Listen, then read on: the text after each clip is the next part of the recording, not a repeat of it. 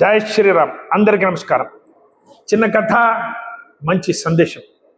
కర్మఫలం అది ఎట్లా తిరిగి వస్తుంది? మేము ఇక్కడ తప్పించుకున్నా, ఇక్కడ కోర్టులలో తప్పించుకున్నా, ఇక్కడ పోలీస్ స్టేషన్లో తప్పించుకున్నా, ఇక్కడ మా ఇన్ఫ్లుయెన్స్ ఉపయోగం చేసి తప్పించుకున్నా, మా అధికారం బలం నుంచి తప్పించుకున్నా, ఆ కర్మఫలం మనిషికి వదలదు. ఎక్కడైనా తిరిగి మళ్ళీ వస్తుంది.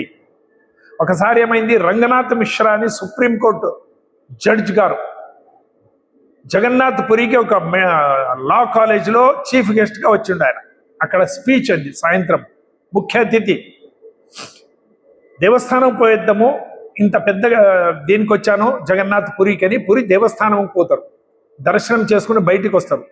జడ్జి గారు వెనుక పోలీసులు అవి ఇవి బందోబస్తు లాయర్స్ అన్నీ ఉంటారు. వాళ్ళకి వస్తుంటే ఒక ఆయన రంగనాథ్జీ అని అరుస్తాడు. ఎవరు అని చూస్తాడు. అక్కడిక్కడ చూస్తే ఎవరు కనిపించరు. ఎవరు అనుకుని మళ్ళీ ముందర పోతే మళ్ళీ రంగనాథ్జీ అంటారు. మళ్ళీ చూస్తే జాగ్రత్తగా చూస్తే ఒక కుష్ఠ రోగి, ముసలాయన కుష్ఠ అయింది, చేతులు నడుగుతున్నవి. అప్పుడు నేనే సార్ మాట్లాడింది. ఎవరయ్యా నువ్వు? నాకేం తెలియదు సార్, మీరు నన్ను గుర్తుపట్టలేదు, నేను మిమ్మల్ని గుర్తుపట్టాను. మీరు హైకోర్టు జడ్జి ఉంటారు, లాయర్గా ఉంటారు, లీడింగ్ లాయర్గా, తర్వాత జడ్జి అయింది. నా కేసు మీరే వాదించుండ్రు. నేను ఒక మర్డర్ చేసిన, చాలా అపరాధాలు చేసిన, నాకు లైఫ్ అయిపోయిండే, పూర జీవితాంతం ఖైదీ అయిపోయిండే లోయర్ కోర్టులో. హైకోర్టులో మీ దగ్గరికి వస్తే మీరు చాలా చాణాక్షంగా ఇది చేసి ఏది సాక్ష్యం లేవని నన్ను నిర్దోషిగా ప్రకటించేటట్టు చేసిండ్రు. ఆ రోజు నేను నిర్దోషిగా బయటికి వచ్చిన. అవునా, జ్ఞాపకం వచ్చింది, సరే సరే అన్నారు. ఇప్పుడు ఏమి ఇట్లయినావు? ఒకరోజు ఉన్నట్టు ఉండి పెయ్యంతా నాకు దుర్దలు వచ్చింది. పెయ్యంతా చేసుకుని చూస్తే డాక్టర్ చూపిస్తే లెప్రసీ వచ్చింది అన్నారు. దాని నుంచి బాధ నుంచి నా భార్య చచ్చిపోయింది. నా ఒక కొడుకు కూడా ఉంటే ఆయన చనిపోయిండే మొదలే. ఈ పరిస్థితి వచ్చి ఇప్పుడు భిక్షమడుకుంటే ఇక్కడ ఉంటున్నాం స్వామి. ఆయనకు చాలా ఆశ్చర్యం వేసింది. సాయంత్రం ఆయన స్పీచ్లో చెప్పిండు, నేను తప్పించిన, ఇక్కడ కోర్టులో తప్పించిన, నేను వాదం చేసిన, తప్పుని సరి అని చేశాను, అది తిమ్మిరి బమ్మిరి చేశాను, ఏం చేసినా భగవంతుని దగ్గర ఇదేది నడవదు. భగవంతుని ఒక న్యాయాలయం ఉంది. ఇక్కడ మేము మా ఇన్ఫ్లుయెన్స్, ఇక్కడ మా రాజకీయ పలుకుబడి, ఇక్కడ నా ఒక పైసలు, ఇవన్నీ నుంచి నేను తప్పించిన, పైన ఉన్న ఏముంది అక్కడ న్యాయం తప్పించుకునే సాధ్యం కాదు అని రంగనాథ్ మిశ్రా గారు చెప్పిన మాటలు. ఇది జీవంత ఉదాహరణ. అదే ప్రకారంగా పౌరాణిక కథలు ఒక రెండు ఉన్నాయి, చూద్దాం.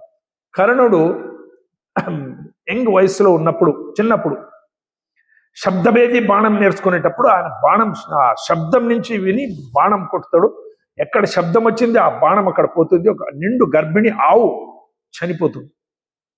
పాపం ఆయన ఆవు యజమాని ఒక బ్రాహ్మణుడు, పాపం ఏడుస్తాడు చాలా.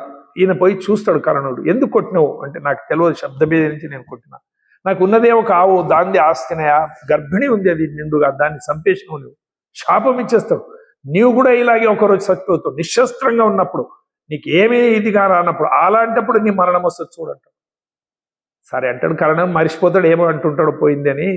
ఆయన అప్పుడు దాన శూర కర్ణ అవుతాడు, అంగరాజు అవుతాడు, పెద్దగా ఆయన ప్రఖ్యాతి అన్ని దగ్గర అయిపోతుంది. సరే, మహాభారతం యుద్ధం 17వ రోజు కర్ణుని చంపాలి. అప్పుడు గాలి చక్రం ఇరకపడుతుంది, భుజం నుంచి పీక్తుంటాడు. అప్పుడు కృష్ణ చెప్తాడు, కొట్టు బాణం అంటాడు. అయ్యో, వాడు నిశ్శస్త్రంగా ఉన్నాడు. ఏం పర్వాలేదు, కొట్టు, నిన్ననే కొడుకు అభిమన్యు ఇక్కడ ఉంటే నీళ్ళు కాక అంటే వీడు నీళ్ళు వేయలేదు, దుర్మార్గుడు, నీ భార్యను తొడ మీద కూర్చున్నాడు, వేశ్య అన్నాడు, అప్పుడేం చూస్తావు, కొట్టు. అప్పుడు బాణం నుంచి కొట్టి చంపేశాడు. ఆయనకు అప్పుడు జ్ఞాపకం వస్తుందంట, అయ్యో, ఆ శాపం తిరిగి నాకు ఈ రోజు వచ్చింది, ఈ పరిస్థితిలో నేను సస్తున్నా, నిశ్శస్త్రంగా ఉన్నప్పుడు నా మీద బాణ ప్రయోగం చేసి నన్ను చంపేస్తున్నారు, నేను అభిమన్యుని చంపింది, ఇవన్నీ పాపాలన్నీ చేసింది. ఆ కర్మఫలం నుంచి ఆయన మళ్ళీ అదే మాదిరిగా చచ్చిపోతాడు. అదే రీతి ధృతరాష్ట్రుడు 100 మంది కొడుకులు చనిపోయినరు. అప్పుడు కృష్ణుడు సాంత్వనం చెప్పేదానికి వచ్చింటాడు. కానీ రాజుగారు భగవంతునిచ్చా, అది జరిగిపోయింది, గతం గత ఏదో అని ఏదో సాంత్వన మాటలు చెప్తుంటే ఆయన ఏడుస్తూ అడుగుతాడు, కృష్ణ కేశవ్, నాకు చెప్పు, నేనేం పాపం చేసిన? నేను దివ్య దృష్టి నుంచి నేను చూసిన, నా 50 జన్మాల్లో జ్ఞాపకం చేసుకున్నా, నాకు జ్ఞాపకం ఉంది, 50 జన్మాల్లో నేను ఏ పాపం చేయలేదు, ఇంత ఘోరమైన నాకెందుకు పనిష్మెంట్, దేవుడు ఎందుకు ఇచ్చాడు నాకు? 100 మంది నా పిల్లలు చనిపోయారు, నేను ఏ పాపం చేయలేదు 50 జన్మం నుంచి. అప్పుడు కృష్ణుడు చెప్తాడు, 50 జన్మం నుంచి చేయలేదు, 51 జన్మం నేను చెప్తాను వినండి. అప్పుడు మీరు ఒక ఆయన బాణం ఇచ్చేసుకుంటూ అడవిలో తిరిగేవాడు.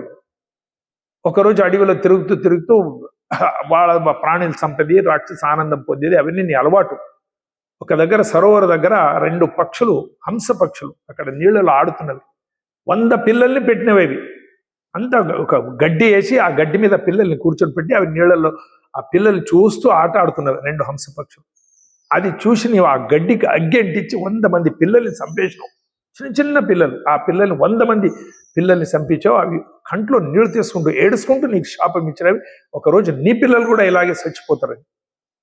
అప్పుడు మళ్ళా ధృతరాష్ట్ర అడుగుతాడు, ఈ ఇన్ని జన్మాలు ఎందుకు, మళ్ళీ అప్పుడే అయిపోతుంటే నా జన్మం అప్పుడే 51 జన్మంలో చేసిన పాపం అప్పుడే అయిపోయేది కదా, ఇన్ని జన్మాల వరకు ఎందుకు వెయిట్ చేయాల్సి వచ్చింది అంటే అప్పుడు కృష్ణుడు చెప్తాడు, నీకు 50 జన్మాల వరకు పుణ్యం సంపాదించి ఇప్పుడు ఒక చక్రవర్తి అయ్యి నీకు 100 పిల్లలు పుట్టాలి. అందుకొరకు ఇన్ని జన్మాల్లో నువ్వు పుణ్య సంపాదన చేసి ఇప్పుడు 100 పిల్లలు తండ్రి అయ్యి ఇంత చక్రవర్తిగా అయినవు. ఆ పుణ్యఫలం నుంచి ఇప్పుడు ఆ శాపం నీకు ఎడవదు, వెంటాడి నీ పిల్లలంతా చంపింది.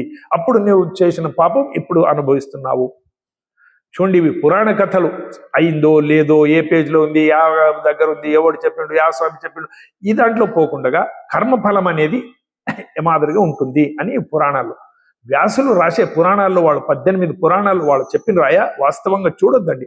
మీకు మంచి మార్గం చూసేదానికి, మీకు మంచి ఒక ఆలోచన వచ్చేదానికి, మీరు సన్మార్గంలో నడిచేదానికి నేను ఈ కథలు చెప్పింటా, కానీ ఇది వాస్తవమా అవాస్తవం దాన్ని పోవద్దండి అని చెప్తాం. 18 పురాణాల సారం కూడా వ్యాసులు చెప్పింది. పరహితాయ పుణ్యం, పర పీడాయ పాపం. ఇంకొకరికి మంచి చేసేదంతా పుణ్యమయ, ఇంకొకరికి చెడు చేసేదంతా పాపము. మంచి పనులు చేయండి అని వ్యాసులు చెప్పిన మాటలు.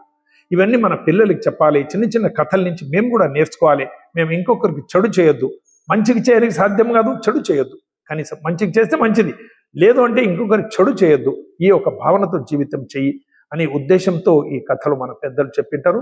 మేము దీన్ని ఆలోచన చేసి జీవితంలో ఆచరించాలి. భారత్ మాతాకి జై. అందరికీ నమస్కారం.